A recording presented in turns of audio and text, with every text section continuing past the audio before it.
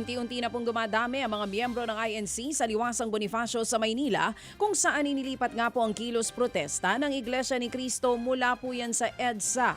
Ang iba galing pa sa iba't ibang distrito at lumuwas papuntang Maynila para makiisa sa programa. Hiling nila transparency sa gobyerno, pagkakaisa at hustisya. Nagdeploy na ang pamahalaang lungsod ng Maynila ng karagdagang tauhan at iba pang emergency resources para matiyak ang agarang pagtugon sa anumang insidente. Maging ang NCRPO naghanda rin ng dagdag na puwersa para sa Maynila. Itinaas na rin ng Manila City Disaster Risk Reduction and Management Department ang Red Alert status bilang paghahanda sa nasabing rally. Samantala, naniniwala naman po ang isang eksperto na si Senator Marcoleta rin mismo ang nagpahamak sa kanyang sarili kaugnay po ng isasampang plunder case sa kanya ng ombudsman. Bagamat ibinasura na kasi ng COMELEC ang investigasyon sa posibleng election offense si Marcoleta, nilinaw po ni UP Law Associate Dean Attorney Paulo Emanuel Tamase na ang mismong public statement ni Marcoleta ang naging basehan ng investigasyon ng ombudsman.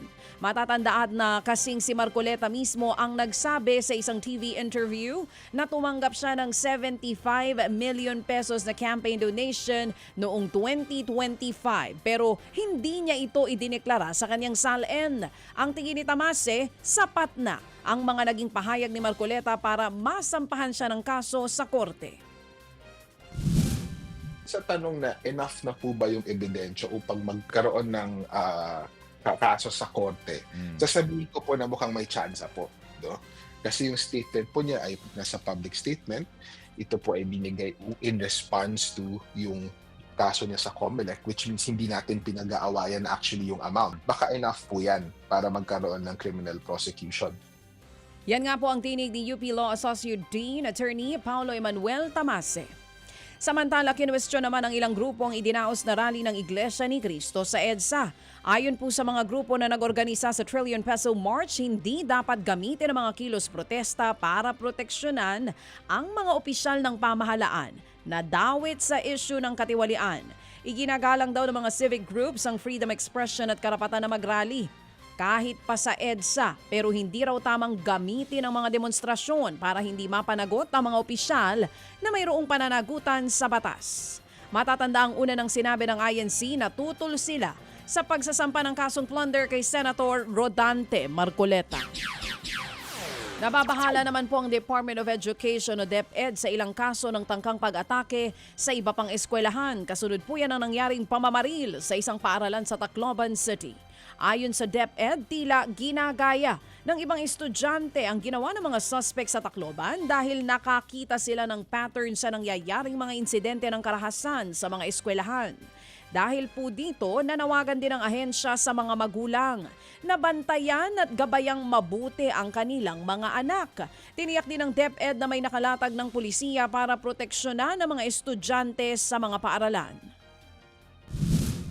Halos po similar po yung pattern ng mga nakikita natin sa mga nangyayari sa school natin. Parang parang gumagaya yung ibang mga estudyante kasi ang nakita namin na si Chacha na parang yung iba, yung mga sumunod na hindi naman pala makukulong yung yung bata below 15. So parang na-embolden pa yung iba. Kaya nga po pinaiigting natin po talaga ang role ng parents ngayon sa pag-aaral ng kanilang mga kabataan. Mga kapatid, yan po ang tinig ni DepEd Assistant Secretary Roger Masapol. Mga kapatid, patuloy po kayong tumutok sa 105.9 True FM para sa totoong balita, impormasyon, music and entertainment. Mag-subscribe sa aming YouTube channel at podcast at sundan nyo kami sa Facebook, Instagram, X at TikTok sa True Network PH. Bisitahin din po ang aming official website, truefm.ph.